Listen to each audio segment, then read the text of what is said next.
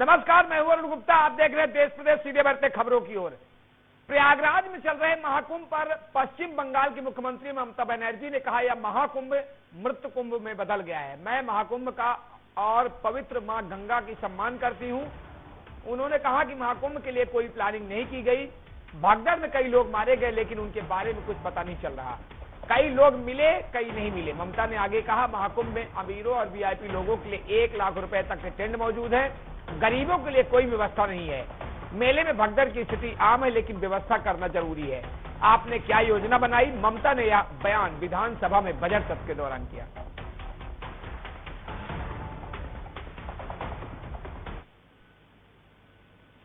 नई Delhi railway station पर 15 फरवरी को हुई भगदड़ में 18 लोगों की मौत हो गई थी।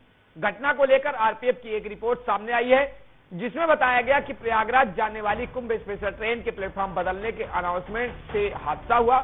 आरपीएफ ने घटना के एक दिन बाद यानी 16 फरवरी को दिल्ली जोन को एक रिपोर्ट सौंपी है, जिसमें बताया गया कि 15 फरवरी की रात करीब 8:45 घोषणा की गई कि प्रयागराज जाने वाली कुंभ स्पेशल प्लेटफॉर्म नंबर 12 से रवाना होगी। कुछ देर बाद एक और घोषणा की गई कि कुंभ स्पेशल ट्रेन प्लेटफॉर्म नंबर 16 से रवाना होगी। इसके बाद भगदड़ की स्थिति पैदा हुई। रिपोर्ट के मुताबिक इस समय मगध एक्सप्रेस प्लेटफॉर्म नंबर 14 पर, उत्तर जनसंपर्क क्रांति एक्सप्रेस प्लेटफॉर्म नंबर 15 पर खड़ी थी। प्रयागराज एक्सप्रेस में चढ़ने के लिए यात्रियों की भीड़ थी। प्लेटफॉर्म 14 पर मौजूद थी। पानी यानी 3 ट्रेनों के आने जाने वालों की भीड़ प्लेटफॉर्म पर पहले से मौजूद थी। घोषणा सुनकर यात्री प्लेटफॉर्म नंबर 12, 13 और 14, 15 फुट ओवरब्रिज 2-3 के जरिए सीढ़ी पर चढ़ने की कोशिश करने लगे। इस दौरान मगध एक्सप्रेस, उत्तर संपर्क क्रांति और प्रयागराज एक्सप्रेस के यात्री सीढ़ियों से उतर रहे थे। धक्का मुक्की के बीच कुछ यात्री फिसलकर सीढ़ियों से नीचे गिर गए और भगदड़ मच गई, जिसमें 18 लोगों की मौत हो गई।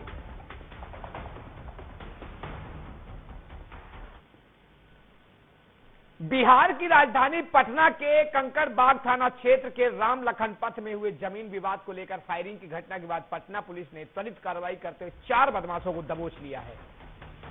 पुलिस ने बताया कि यह मामला गंभीर जमीनी विवाद का है, जिसमें अपराधियों ने करीब 5 राउंड फायरिंग की थी। जानकारी के मुताबिक फायरिंग के बाद अपराधी पास के ही एक घर में जाकर छिप गए थे, जिससे स्थानीय लोगों में हड़कंप मच गया। घटना की जानकारी मिलते ही पटना के वरिष्ठ पुलिस अधीक्षक एसएसपी अवकाश कुमार के नेतृत्व में एक स्पेशल टास्क फोर्स गठित की गई। 4 थानों की पुलिस बल और बड़े अधिकारी भी जल्द ही मौके पर पहुंचे और उन्होंने पूरे इलाके को घेर लिया। पुलिस ने अपराधियों को घेराबंदी कर आत्मसमर्पण के लिए कहा। स्थिति की गंभीरता देखते हुए इलाके में भारी संख्या में पुलिस बल तैनात किया गया। एसएसपी आकाश कुमार ने कहा कि पुलिस ने कुशल रणनीति अपनाकर अपराधियों को पकड़ने में सफलता हासिल की है। उन्होंने यह भी आश्वासन दिया, कोई भी आरोपी कानून से बच नहीं सकता और भविष्य में ऐसी घटनाओं को रोकने के लिए कड़ी सुरक्षा व्यवस्था की जाएगी।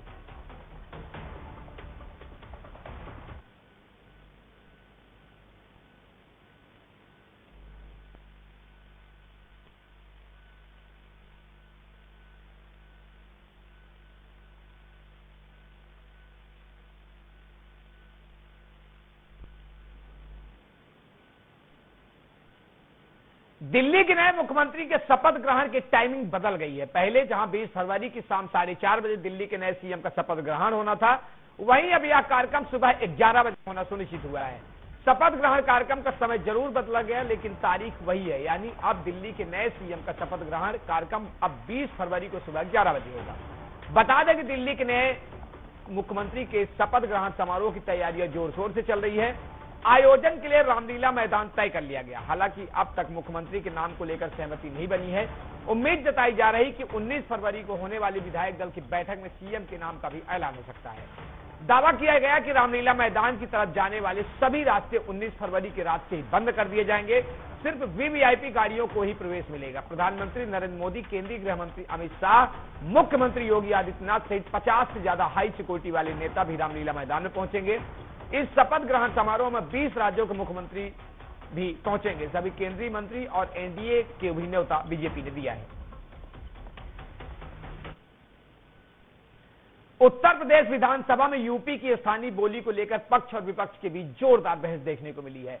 नेता प्रतिपक्ष महता प्रसाद पांडे ने फ्लोर लैंग्वेज में अंग्रेजी की जगह उर्दू भाषा करने की मांग की और अंग्रेजी को जबरदस्ती थोपने का आरोप लगाया। जिस पर सीएम योगी भड़क गए। उन्होंने सदन में सपा पर जोरदार हमला किया, इसे सपा का दोहरा चरित्र करार दिया है। उन्होंने कहा कि विपक्ष हर अच्छे काम का विरोध करती है, ये अपने बच्चों को इंग्लिश मीडियम में पढ़ाते हैं और दूसरे के बच्चों के लिए उर्दू की वकालत करते हैं।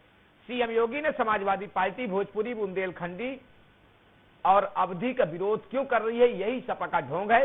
सपा के लोग दोहरे चरित्र वाले हैं, यह बड़ी विचित्र बात है। समाजवादी पार्टी वाले उर्दू की वकालत कर रहे हैं। समाजवादियों का चरित्र इतना दोहरा हो चुका है कि वह अपने बच्चों को तो इंग्लिश मीडियम के स्कूल में भेजेंगे, लेकिन अपने बच्चों को पढ़ाना नहीं चाहते। वहीं सवाल पर सीएम योगी ने सपा पर आरोप लगाते हुए कहा कि वे अपने बच्चों को इंग्लिश मीडियम में भेजते हैं, क्या यह उनकी पार्टी की नीतियों के साथ असंगति नहीं है। सीएम योगी ने समाजवादी पार्टी पर भोजपुरी, बुंदेलखंडी और अवधी जैसी भाषाओं का विरोध करने का आरोप लगाया। क्या यह किसी विशेष क्षेत्रीय पहचान को दबाने की कोशिश है? कि भोजपुरी में न बोले, अवधी में हिंदी में न बोले और उर्दू क्या वकालत कर रहे हैं, एक बड़ी विचित्र बात है।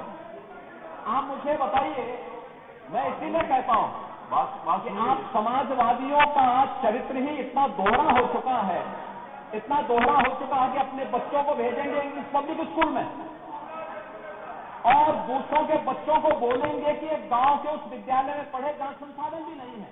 ये दोहरा आचरण और जाती रही भावना जैसी प्रभु मूर्ति देखी तिल जैसी, यह तो आचरण आप लोगों का है। इसीलिए आपने कल भी भोजपुरी का विरोध किया, अवधी का विरोध किया, बुंदेलखंडी का विरोध किया और आप लोग अपने दैनिक कार्य में, दैनिक जीवन में इस प्रकार के आचरण जारी हो चुके हैं। अध्यक्ष जी, इसका अभिनंदन हम लोग करते हैं और इन बोलियों को सम्मान मिलना चाहिए। इनके संरक्षण के लिए ही हमारी सरकार भोजपुरी अकादमी का गठन कर रही है, अवधी अकादमी का गठन कर रही है संत तुलसीदास जी के नाम पर। इसी के आधार पर ब्रज भाषा इतनी समृद्ध भाषा है। सूरदास जी ने अपनी सभी रचनाएं उसी भाषा में दी। मध्य प्रदेश के रायसेन में सीएम डॉक्टर मोहन यादव और केंद्रीय कृषि मंत्री शिवराज सिंह चौहान ने शहरी सर्वेक्षण नक्शा पायलट परियोजना का शुभारंभ किया है। कार्यक्रम स्थल पहुंचने पर सबसे पहले रैंप पर चलकर मुख्यमंत्री, केंद्रीय कृषि मंत्री ने जनता पर पुष्प वर्षा की। इसके बाद दीप प्रज्वलित कर कार्यक्रम का शुभारंभ किया। इसके बाद नक्शा परियोजना पर आधारित एक फिल्म का प्रदर्शन किया गया, जिसके बाद नेताओं ने संबोधन दिया। मुख्यमंत्री डॉक्टर मोहन यादव ने आम सभा को संबोधित करते हुए कांग्रेस पर निशाना साधा है। उन्होंने कहा कि कांग्रेस पार्टी बंद हो जाएगी, लेकिन लाडली बहना योजना कभी नहीं बंद होगी। उन्होंने कहा कि इस योजना से किसानों को फायदा होगा और हर खेत में पानी और बिजली मिलेगा। इसी उद्देश्य से नक्शा कार्यक्रम लॉन्च किया जा रहा है। उन्होंने बताया कि ड्रोन के माध्यम से गांवों, शहरों और अनुभागों का सर्वेक्षण करके नक्शे के आधार पर काम किया जाएगा। वहीं कार्यक्रम में शामिल कृषि और मंत्री शिवराज सिंह चौहान ने कहा कि यह केवल रायसेन या मध्य प्रदेश का कार्यक्रम नहीं है, यहां से पूरे हिंदुस्तान का नक्शा कार्यक्रम आज लॉन्च किया जा रहा। 23 राज्य और 3 केंद्र शासित प्रदेश इस योजना से जुड़े हुए हैं, लेकिन मेरी इच्छा थी कि मैं यह कार्यक्रम रायसेन से शुरू करूं। बहनों, सुन लो, आपके लिए भी हमारी सरकार के माध्यम से जो पहले माननीय शिवराज जी भाई साहब ने योजना चालू करी, कोई योजना बंद नहीं होगी, प्रत्येक योजना चालू रहने वाली है। आने वाले समय में आज तो बहनें काम करती है अपने कारखाने में जाकर भी, और बहनों के लिए माननीय भाई साहब के समय से भी रेडीमेड गारमेंट्स की योजना में ये आप मान के चलना, ये इंडस्ट्री कॉन्क्लेव होने वाली है। उसके पहले संभाग में हमने इंडस्ट्री कॉन्क्लेव की है, और जो बहनें घर से अपना काम करेगी उनको घर पे, लेकिन जो अपने कोई कपड़े बनाने के लिए सिलाई मशीन लेकर के काम करना है, तो इनके अंदर भी 5,000 रुपया महीने का इंसेंटिव भाई साहब आपने चालू किया था। नक्शा कार्यक्रम का मतलब है आपका घर का परफेक्ट नक्शा, चाहे छोटा घर हो चाहे बड़ा घर हो। देखो, ये प्रधानमंत्री नरेंद्र मोदी जी का विजनरी लीडर है। नरेंद्र मोदी भारत को भगवान का वरदान है, वरदान। भाग्य से ऐसे प्रधानमंत्री मिलते हैं। इन चीजों की तरफ दुनिया में कभी, भारत में कभी कांग्रेस की सरकार ने सोचा ही नहीं। हमारे पास गांव की अपनी जमीन का, खेत का नक्शा ढंग का नहीं है। हमारे पास शहर में घर है लेकिन उसका ढंग से नक्शा नहीं है। और कई बार इसलिए भूमि के विवाद 90% नक्शे के कारण होते हैं। आज यहां से हिंदुस्तान के 23 राज्यों में, शहरों में नक्शा बनेगा, ड्रोन के माध्यम से पहले सर्वे होगा और उसके बाद जमीन पर फिजिकल वेरिफिकेशन करके आपके मकान का नक्शा डिजिटली बना के आपको दे दिया जाएगा। बनारस से लोकमान्य तिलक टर्मिनस जा रही कमाई एक्सप्रेस में बम होने की सूचना के बाद बीना स्टेशन पर रोक लिया गया है। यहां रेलवे सुरक्षा बल, सरकारी रेलवे पुलिस और स्थानीय पुलिस की टीम संयुक्त रूप से ट्रेन के सभी डिब्बों की गहन तलाशी में जुटी है। बम डिस्पोजल स्क्वाड मौके पर भी बुलाया गया है।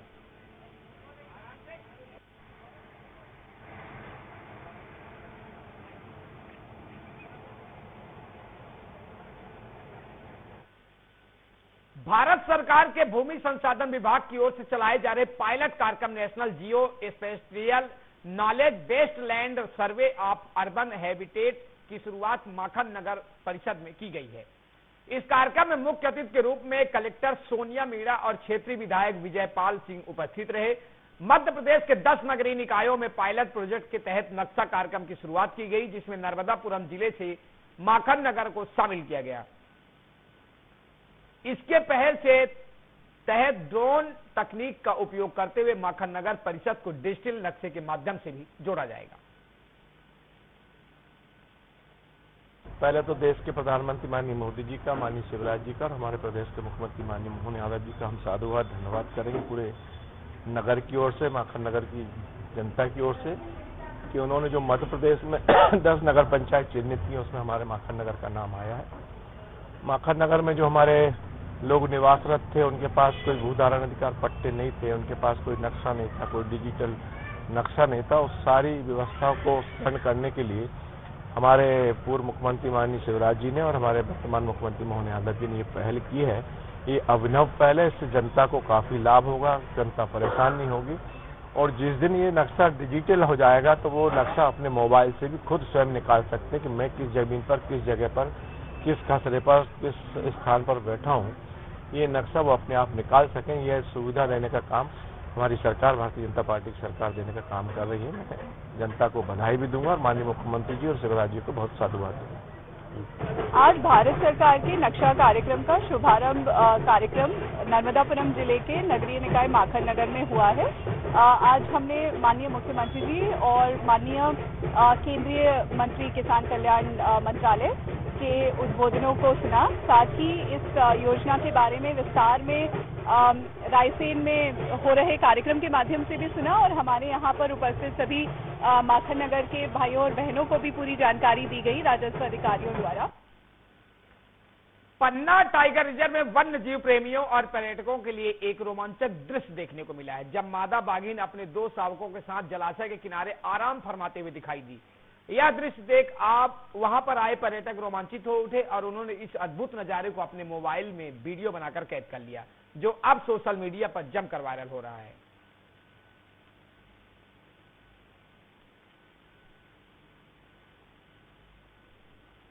मध्य प्रदेश के सिंगरौली में सुबह सपाट से जिला अध्यक्ष विश्वभरण द्विवेदी और स्थानीय नागरिकों ने 3 सूत्री मांगों को लेकर चक्का जाम किया।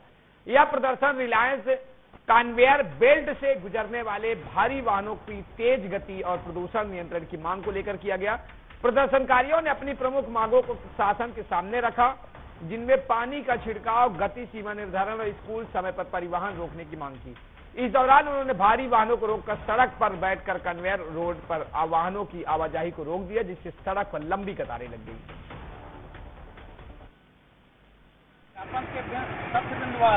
गर्मी के मौसम में प्रत्येक दिवस 24 घंटे में 4 बार पानी का छिड़काव आवासीय बस्ती में किया जाए। बरसात को छोड़कर अन्य मौसम में 2 बार पानी का छिड़काव किया जाए। दूसरी हमारी मांग है, कन्वेयर रोड में चल रहे कोल वाहन राखड़ परिवहन की गति सीमा 20 किलोमीटर की गति से प्रतिबंधित किया जाए। अगर निर्धारित गति से तेज गति में चल रहा है वाहन तो उक्त वाहन पर दंडात्मक कार्रवाई किया जाए। तीसरी मांग है कि अक्टूबर समय पर सुबह एवं छुट्टी के समय परिवहन के वाहन बंद रखे जाए। जी। और इसका हमको लिखित रिलायंस के द्वारा दिया जाए कि हम छिड़काव करेंगे, और अगर नहीं करते हैं नीमच जिले के थाना प्रभारी जावद निरीक्षक जितेंद्र वर्मा के नेतृत्व में पुलिस ने बड़ी सफलता हासिल की है। चौकी प्रभारी नया गांव मंगल सिंह राठौर और उनकी टीम ने 3 क्विंटल 24 किलोग्राम अवैध मादक पदार्थ, डोडा चूरा और एक सफेद रंग के बिना नंबर वाले टाटा कंपनी के टेम्पू को पकड़ने में सफलता पाई। यह कार्रवाई मुखबिर की सूचना पर पुलिस ने अंजाम दी है। जब पुलिस ने गांव तुम्बा से गुठलई चौराहे पर नाकाबंदी की, टेम्पू में आरसीसी सेटिंग के सामान के नीचे 18 काले रंग के कट्टे पर एक सफेद कट्टे में डोडा चूरा छुपा हुआ था। इस मादक पदार्थ को एनडीपीएस एक्ट के तहत जब्त कर लिया गया और टेम्पू चालक संती लाल को गिरफ्तार कर सलाखों के पीछे पहुंचा दिया गया। मध्य प्रदेश के शिवपुरी के पोलो ग्राउंड में गैर खेल आयोजन पर रोक लगाने की मांग को लेकर अधिवक्ता संजीव बिलगैया ने कलेक्टर को ज्ञापन सौंपा है, जिसमें उन्होंने बताया कि यह मैदान खिलाड़ियों, सेना और पुलिस भर्ती की तैयारी करने वाले युवाओं अभ्यास मॉर्निंग वॉक के लिए जरूरी था। प्रशासन के ग्राउंड में अन्य कार्यक्रमों की अनुमति दिए जाने से मैदान की स्थिति खराब हो रही है, इसलिए शहर के पोलो ग्राउंड में केवल खेल गतिविधियों को अनुमति दी जाए और अन्य आयोजनों पर पूर्ण प्रतिबंध लगाया जाए। आप वहां पर जाके स्थापित करें। आप देखते हैं वो आयोजन हुआ, उस आयोजन के बाद पूरे पोलो ग्राउंड को खोद के डाल दिया। जो बच्चों की ट्रैक है, जो दौड़ रहे हैं, बनी हुई ट्रैक है, वो ट्रैक खोद के फेंक दी। अब वो दौड़ नहीं पा रहे हैं, तो मेरा मतलब बच्चे दौड़ नहीं पा रहे, कार्यक्रम नहीं हो रहा। दूसरा क्या है कि कोई भी आयोजन होगा, जैसा कि ऐसी सूचना मुझे मीडिया से मिली है, कोई वैवाहिक आयोजन होना है।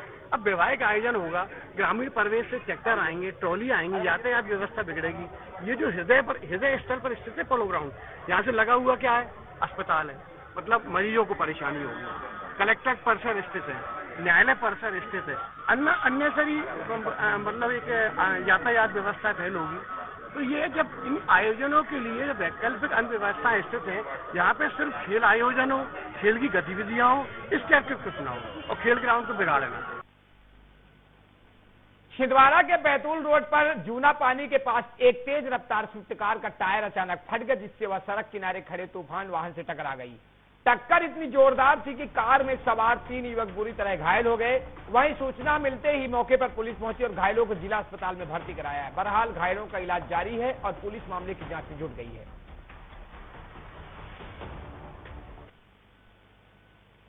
मध्य प्रदेश के सीधी के मरवास में जांच प्रतिवेदन के 2 माह बाद भी दोषी अधीक्षक के खिलाफ कोई भी कार्रवाई नहीं की गई है। मामला शासकीय बालक छात्रावास मरवास में पदस्थ अधीक्षक की ओर से की गई अनियमितता क्या है, इस संबंध में जनसुनवाई के दौरान मिली शिकायत पर कलेक्टर ने एसडीएम मझौली को जांच के लिए निर्देश दिए थे। इस पर एसडीएम आरपी त्रिपाठी ने अपनी टीम के साथ 6 नवंबर 2024 को छात्रावास का निरीक्षण किया था। जांच के दौरान विभागीय टीम भी मौजूद थी। एसडीएम ने बच्चों से एक एक करके सवाल पूछा था। बच्चों ने अधीक्षक राघवेंद्र अहिरवार पर गंभीर आरोप लगाए थे।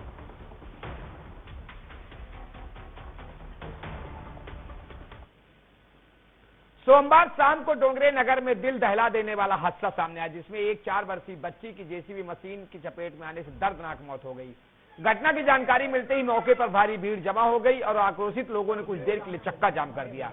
घटना की सूचना मिलते ही पुलिस मौके पर पहुंची और पुलिस अधिकारियों ने आक्रोशित लोगों को समझाइश देकर शांत कराया।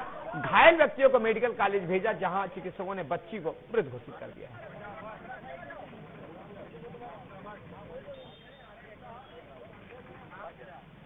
घटनाक्रम यह हुआ है कि यहाँ पर जैसे गंदा मोड़ बना हुआ आप देख रहे हैं, सबके एक ब्रिज बना हुआ है। आए दिन यहाँ पर छोटे मोटे सारे एक्सीडेंट होते हुए नगर निगम प्रशासन को हम कितनी बार शिकायत कर चुके हैं। आज इतनी बड़ी घटना हुई है, शायद एक छोटा बच्चा 4 साल का वो अपनी जान मतलब मर चुका है, डेथ हो चुकी है, उसकी माँ भी सीरियस है और उसकी फैमिली पूरी सीरियस है। कोई ध्यान देने वाला नहीं है। यहाँ पे प्रशासन अधिकारी सब आते हैं, देख के चले जाते हैं। 1 घंटे पहले एडीएम साहब सारा रोड देख के गए, उनको अंधेरा नहीं दिखा था क्या यहाँ पे। नगर निगम को हम 10-10 बार शिकायत कर चुके हैं कि यहाँ पे लाइट की व्यवस्था करी जाए। अगर नगर निगम कल 24 घंटे में लाइट नहीं लगाती तो हम कल बड़ा चक्का जाम करेंगे। क्षेत्र में एक जेसीबी से जो है एक बच्ची का एक्सीडेंट हो गया था, जिसके कारण जो है वो बच्ची अभी हॉस्पिटल में है। जो उसके उपरांत जो पुलिस ने मौके पर तत्काल कार्रवाई करते हुए जेसीबी को जब्त किया है। साथ में जो है इसमें से अपराध पंजीबद्ध किया जा रहा है, विवेचना की जा रही है। पुलिस जो है इसमें आश्वासन दे रही है हम लोग जो सख्त से सख्त कार्रवाई की जाएगी इस प्रकरण में। डेथ हुई है, रातों भी दिखा था, चक्का जाम किया था। अभी जनता का कुछ आक्रोश था नगर निगम के प्रति कि यहाँ पे लाइट की व्यवस्था जो है प्रॉपर नहीं थी। इस कारण से जो है कुछ जन प्रतिनिधियों के द्वारा और जो है जनता के द्वारा कुछ किया गया था उनके द्वारा। देश प्रदेश में यही तक आप बने रहे टीएन न्यूज़ प्लस के साथ। नमस्कार।